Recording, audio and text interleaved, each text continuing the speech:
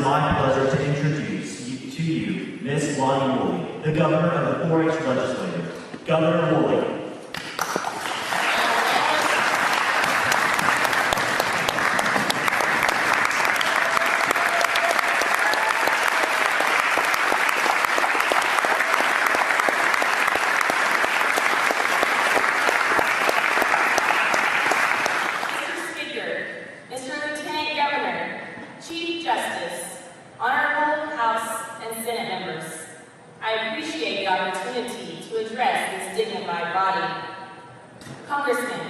Once again, I would like to reflect back 100 years to the thoughts and visions of this elected group of 1908. What countless prices have been paid to make this great state what it is today. Roads that were being built with strong men and mules 100 years ago today are being built and maintained with the most sophisticated technology and equipment in the world. Public schools that originated in one-room structures on the prairies have evolved into high-tech institutions that consistently turn out society-ready graduates. These are just a couple of examples of Texas' progress over the last 100 years. Just as the state government has progressed, so has our 4-H program, growing from one corn club to a program 658,000 members strong.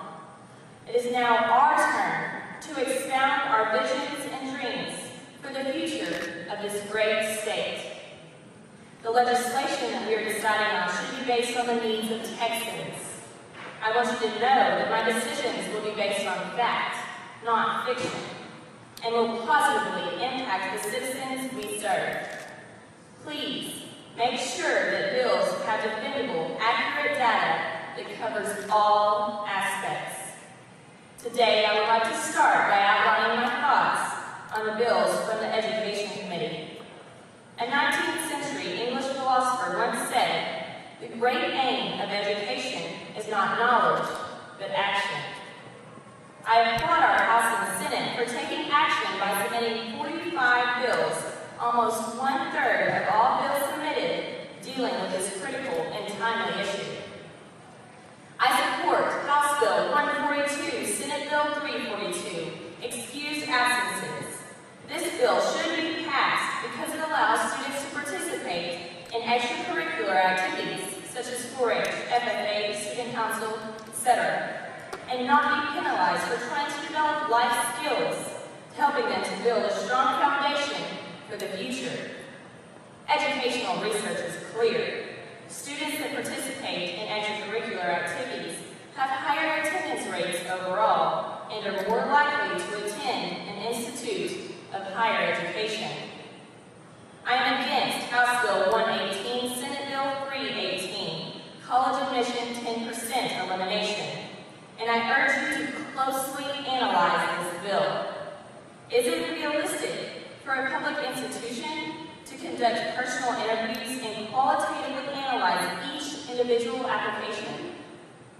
This would force these institutions to change the application structure, increasing unnecessary costs to the student, their families, and the institution, driving up tuition prices for all. Let's keep in mind, according to Paul D. Roosevelt, there are 208 Texas colleges and universities offering educational opportunities for all. I am against House Bill 109, Senate Bill 309, homeschool UIL participation. The University Interscholastic League has the no pass, no play rule. I raise the question, according to the text within the bill, what accountability measures has been taken to regulate and enforce this rule among homeschool students? I also support House Bill 122, Senate Bill 322, Better Public Schools in Texas.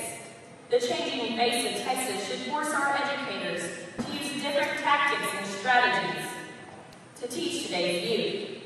We should not depend upon teaching core curriculum for a test, when in fact we should be teaching life skill development, character education, and the decision-making process within the core core class subjects. Future educational success is predicated on dynamic, creative, energized teachers that are passionate about academic success. I feel that those bills will ensure education in Texas remains strong. I support House Bill 172, Senate Bill 372, voting day text message notification. The foundation of this country is built on the ability for citizens to govern for the people, by the people. In Texas, we have the opportunity to initiate legislation that will help inform its citizens about concerning upcoming elections leading to a more unified impact. I urge this Congress to fail House Bill 179, Senate Bill 379, minimum drinking age. Take a minute. Think about where you are, what you're doing here. Texas 4-H Congress. To even consider passing this bill is disappointing on your part. Also, at the age of 18, are you mentally, physically, and anatomically mature enough to drink alcohol? Scientifically, the answer is no, as the frontal lobes of the brain have not fully matured at age 18 and are unable to handle the consumption of alcohol. Another act affected by maturity is House Bill 223, Senate Bill 423, Choice at 17, which I do not support. Voting is a mature privilege that comes with much knowledge, responsibility, and maturity. In our society, 18 is considered to be the official age of adulthood. At 17, most young people have not even had a high school government class. These classes are specifically designed to teach about the government process so that they can make informed decisions. I stand by House Bill 209, Senate Bill 409, gasoline tax and agricultural use. With escalating prices of gasoline, diesel, fertilizer, and other input costs, it is imperative that we evaluate strategies that will benefit the agricultural producers in Texas. The sustainability of our state economy is highly correlated to agricultural receipts in beef cattle, forage, corn, and cotton production. Although a gas tax will not solve all of the high input costs facing agricultural producers, it is the right move in these unpredictable economic times. I am against House Bill 167, Senate Bill 367, terminate the Texas termless governor rule. This is a democratic process, and people have the right to make the decision to elect who they wish. The decision should be based on the voice of the people, not unnecessary legislation that takes the vote away from the citizens of Texas. Furthermore, I ask you this: do two-term limits ensure a balance of power and people?